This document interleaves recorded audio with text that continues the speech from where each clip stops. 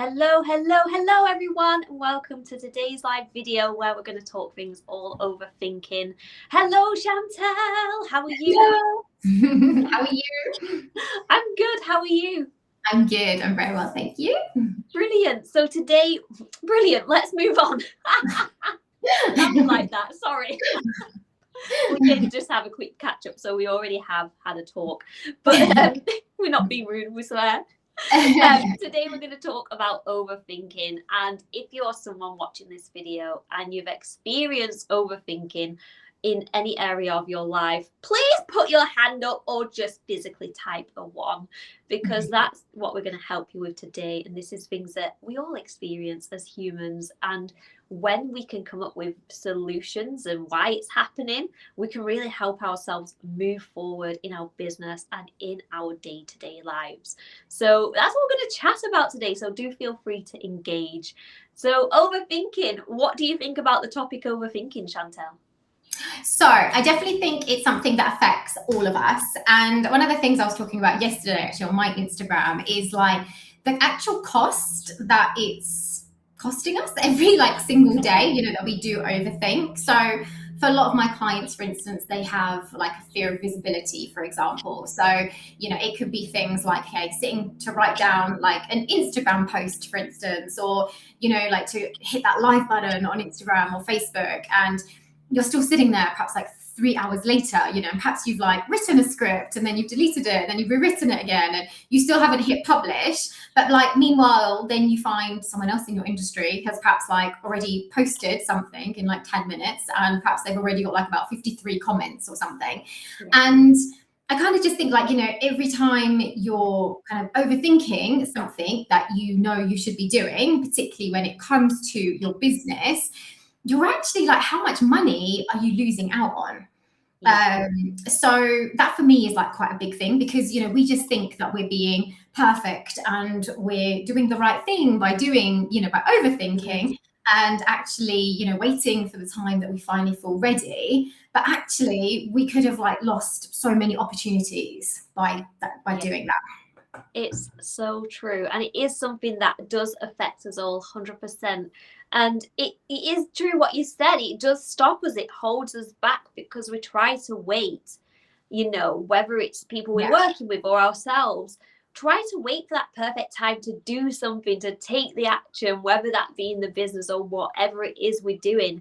And that can really hold us back. And I have a really actually just popped in my head when you're speaking about the cost of overthinking. I have a little a story of a lady that I've met that resonates massively with this. So she came to me because she wanted to reconnect to her creativity. She wanted to start painting. So she came to me to learn how to paint. Now, that decision was a decision that she had been thinking about, I'm not joking, not coming to me, but starting painting again for 20 years. It's mad, isn't it? Because when she was at school, somebody said to her that you're not very good at art.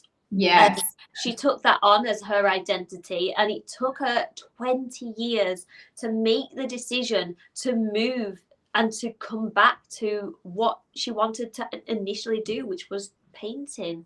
And it breaks my heart. And we're all very much can be in our heads, and it can take up and consume a lot of time. I mean, sometimes it's not decades and not years, but even just sitting thinking for an hour, when you know what, I'm going to be honest, I did it last night. Last night I'm very excited at the minute because I've got something coming up, and my head was going round and round and round, and there was something I wanted to write on Facebook. I must have spent about 40 minutes thinking of something to write on Facebook, writing, deleting, and then I never did it. I never did it. I just went, oh no, not doing it now. I can't think of an idea. If something like that has happened to you and you're watching live, you've been thinking of doing something and then it gets that far into thinking and you don't do it, let us know in the comments. Give us a yes if that is you now. Yeah, absolutely. And you saying that, Jen, as well. So I've got another business as well, a dog training business that I've had since 2009. So, and obviously I started that up before I'd done any mindset work on myself or anything like that. And I remember I was working for an animal behavior company at the time as an assistant, and the head trainer had decided to like leave and resign and everything. And so they then put me in charge of running the classes. Okay. And it was a really toxic environment anyway. But the trainer said to me at the time, she was like, "Why are you running them? You're not good enough." And she just said it to my face. And she was one of those people that just literally just, she's really blunt, really like, and so that comment stayed with me, honestly, for probably like about 10 years before I finally started doing work on myself. And so it kept me playing small with that business for like so long, because I was always worried about like posting on social media, because I'd have her in my head thinking, oh God, I'm rubbish, I'm not good enough and stuff. And so because you have that feeling of like, not being good enough, you then start doing stuff like comparing yourself to other people and overthinking everything, because you're so worried about the response that you're going to get. You're worried about the fear of judgment and, that fear of like visibility and stuff. And actually, like when I look back now, I've helped thousands of dogs and their owners, and so I know at the time now that was just her, just bleating off because she was like peed off and stuff with the company and everything. But just having one comment like that can just trigger you, and it can just affect you for like years and years. And so, now that I know that, and obviously you know that as well, we're so passionate about helping other people like grow their businesses, because we don't want them to like listen to those kinds of comments, and we don't want it to like affect you or anything like that. So No, yeah, it's definitely something I've struggled with. Yeah, and it's a very human thing, but there are tools and there are things out there that we can do, and awareness that we can create around this so that we can understand it as well. And I know you're going to come with some facts and science today, which I'm very excited about. And I'm going to bring a physical activity that you can do as well if this is you. So we're going to be going deep diving in this. We've got a comment from Ina, and she says overthinking everything can happen subconscious as well, and can affect normal day-to-day life. Yeah. No, 100%. Definitely. Yeah. And it's actually, there's like different research has kind of shown that, like, so they've done lots of like brain scans, and what they've actually found is that when you procrastinate, there's actually like a constant battle happening between your limbic system, part of your brain, which is the old ancient part of your brain. That's the part that's been around since we lived in caves, and its job is immediate survival. And it wants pleasure now, and it wants to avoid pain now. Okay. And so it's designed to keep you safe from things like tigers and threats like that. Okay. And then you've got your prefrontal cortex part of the brain, which is the newer, more evolved part. And this is where the planning happens, the decision making, the logical kind of part of stuff. It's where you think about your future and what you want to do with your business and what goals you want to achieve. But the problem is the prefrontal cortex is weaker than the limbic system. Okay, it takes up more energy. And so when you're stressed, when you're tired, when you're feeling overwhelmed, it actually shuts down. And so when you're sitting there trying to write that post or, make some kind of decision, your limbic system is just screaming at you, this feels really uncomfortable, people might judge you, let's just do something else instead. So let's just scroll and like look on our newsfeed instead, because that feels safe to your nervous system. And your prefrontal cortex is also trying to say, no, we need to do this, it's important for our future, but it just doesn't have the strength or the energy to like win that battle. Does that make sense?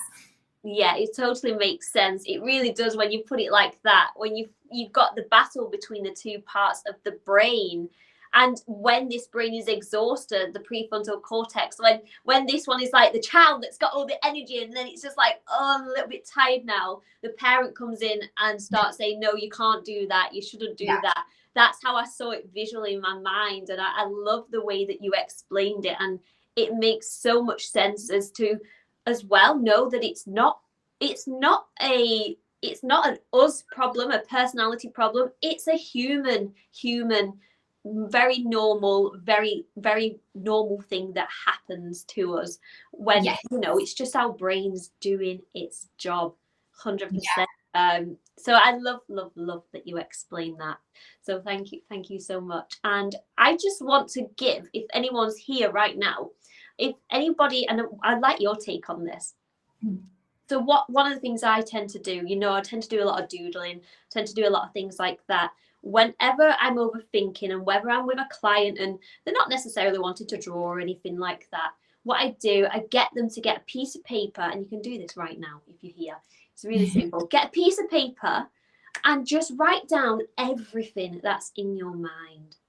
And it removes the pressure, it removes all that noise from your mind, because you're physically doing something. Your brain thinks you're doing something about it, so you're writing all these thoughts and feelings down, how the jobs that you have to do, the tasks that you may want to do, you're just writing them down. And if you want to make it more fun, you could put on a piece of music, you could put on a timer, you could start really doing it and getting into it and speeding up, and incorporate a bit of fun and play into it as well, because it's the movement that creates the momentum that then initially creates the action that you want to take. So I like to do that thing called a brain dump, which I don't know if you do yourself or your thoughts on that, but that's something I love to do with myself and the people I work with. Yeah, no, definitely. It's such a good thing to do. It's actually something I need to do more often, definitely. And also I find as well, like if you like, when you're writing stuff out, rather than saying like, I am feeling this or I am feeling that, like if you write it in the third person,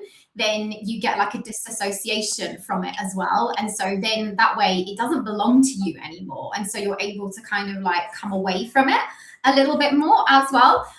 So yeah, I would definitely do that. That's like, yeah. Really, you are speaking my language. So then, if you want to do another thing, like what I tend to do is I get them to draw them a stick figure and give it a name.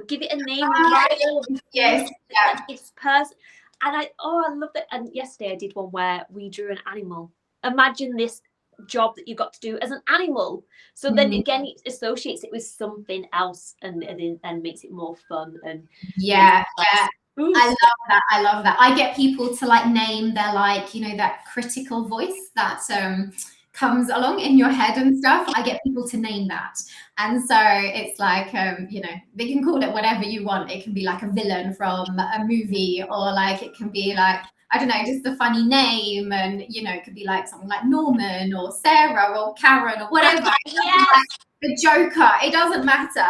And then that way you can have conversations with it as well. So again, you're then like disassociating, and actually that voice then doesn't belong to you. And so you don't listen to it as much. So yeah, you can use that in so many different situations. I love that. So if you're here right now and you are struggling with overwhelm, do hopefully this has helped. Let us know if it has helped, and let us know, are you going to try doing the writing or associating it to an animal or a stick figure, whichever you prefer. Let us know if you do it, and if you're watching this and you do it, come back to us and let us know how it felt, because we'd love to know. Is there anything else you want to cover on this topic of overwhelm? I'm just thinking, so there was actually a really interesting study done by the Paris Brain Institute. Study, Chantel, let's go. Should we do it? Should we Yeah, love your study facts. It just helps kind of, again, just change how we understand like procrastination, overthinking, because it's all the same stuff, right?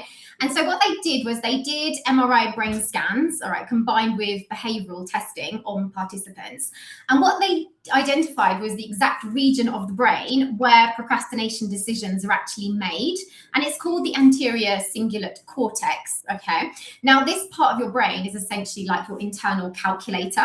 And think of its job as like to do like a cost benefit analysis, all right? So it looks at the effort required for a task and weighs it against the reward that you're going to get. Okay, so in the case of something like, I don't know, posting on social media or doing a live or something like that, it's unlikely you're going to see a reward like as soon, once you've done the live, for instance, whereas it could take like a lot more effort for you to actually do the live. Okay, so that part of your brain goes, not really sure about this. Okay. And what gets really interesting is that the researchers gave people two choices. So they could either do a task that took effort today and get the reward immediately, or they could postpone the task until tomorrow and get the reward then. And what they actually found in the brain scans was that when you procrastinate, your brain is discounting the effort of doing something later much faster than it actually discounts the reward. So basically, like when you think about doing something tomorrow instead of today, your brain makes the effort feel like way smaller. So, and I've done this myself, I've like thought to myself, okay, I'm going to go live today. And, I thought about what I'm going to say. And then like, I end up start doing other stuff. I don't do it now, but I used to. And then I'll start doing like other stuff. And then again, my brain I can hear it going, let's just do it tomorrow. It's going to be easier tomorrow. Okay. And so basically that's what it's saying, the future you can handle it, we'll do it tomorrow. And so at the same time, that reward doesn't actually feel much smaller. So it's all about like the effort that it's going to take. Does that make sense? Yeah, it does. And I love it. I love that. Totally makes sense. And Ina said that, yes, it helps so much. And she's going to incorporate this, what we're talking about today, into her painting. So thank you. Oh. So yeah, so you must be feeling some blocks before you're going to take the action there, Ina. And that I'm so happy that this is helping. And I just love it. When you was explaining then, I was going to get the whiteboard and start drawing, and I was like, I'm actually, as soon as we got off our live, I need to like brain dump, so I'm going to like do some. Do. But if anyone is struggling, and if you like what we talked about today and you really want help with your mind, then I'm running a free Clarity Reset Challenge. It's over 3 days, and Chantel's going to be there. You're going to meet some wonderful people. But the free challenge, I want to help as many people as I can really reduce the clutter and the overwhelm from their mind, so they can come back to their bodies, so that they can show up as the best version of themselves with more energy, more focus, more passion. I'm passionate. Yeah. If you want to be part of it, just let me know. Just put a yes. Actually, we've already said yes. Just put a number 2 in the comments and I'll send you the link. Like I say, it's completely free. Every day you get a little short video, and then when you've done it, if you're part of my landscape challenge, you'll know this. You'll go over to the Facebook group, you'll make new friends, you'll be able to chat to people, and you'll also tell us about how you found that part of the challenge. And then on the final day, we're going to go for something called a big pause. The final day is a big Zoom where it's live, we're all together, and that's going to be the one to be at. I really, really cannot wait to do it for this. So just comment a 2, send me a DM, whatever you want to do, and I would love to see you there. It's at the end of February, so that's what I can offer to you today, and I would love you to be there if this has helped. Cool. And throughout the month of February, I'm also offering free half-hour one-to-one business breakthrough calls. Wow. So if you're feeling like stuck in your business, if you kind of like know all the strategy, but you just feel like internally there's something holding you back, whether it is overthinking, procrastination, overwhelm, fear of visibility, you're worried about, you're comparing yourself to other people, you're scared to launch, whatever it might be, like just DM me the word breakthrough. All right. And then what I do, we can kind of go into your subconscious and actually find the root cause of where this is actually like coming from. Okay. And we'll just kind of work out a strategy. So I'm offering those for free throughout February, because quite often all of these symptoms come from our childhood programming, our subconscious mind that has stored beliefs and emotional experiences. And actually, once we get rid of the root of that, so think of it as like a big weed that's like, or like, yeah, we want to shift it, okay, get rid of it, and then we can start reinstalling new beliefs, okay, and therefore new behaviors as well. So I've got to say, I've done one of these and it was a life-changing. It made such a big impact. The amount you unpacked and unlocked just in that short session was incredible. You think these live Zooms are great. You just go on one of these calls. Yeah. If you need help right now, then message Chantel with Breakthrough. And if you want to be part of the Clarity Challenge, so if you want to really continue this work, then comment the number 2. And I'll send you the link, or you can send me a message and I'll send you the link. But yeah, together, I feel like we do very similar work and we can help so many people. Definitely, yeah. I love what you do. What you do is definitely changing. Oh, look at this. And Ina said, Jenny, your landscape challenge is brilliant and it helped lots of people it's a great community. Yes. So if you were part of the landscape challenge, then do come along to this. Of course, it's not a painting challenge, but it's more the tools that you can use if you are a painter and you followed me from that part of my journey.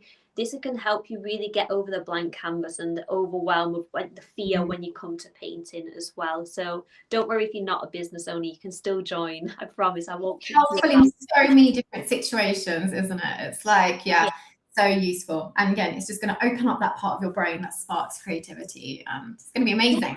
Exactly. Well, it's been wonderful to have you here, Chantel. As usual, Nikki's just joined on Instagram. You're too late. We're ending call now. We're going now. We're done. I'm joking. Love you lots. So, thank you so much, Chantel, for joining again today, for having this chat. And I always enjoy these little lives we do together. Yeah, that's so much fun. Brilliant. So have the most beautiful rest of the day, and everyone in the comments, see you on the next one. Yeah. Bye, guys. Bye, everyone. Bye.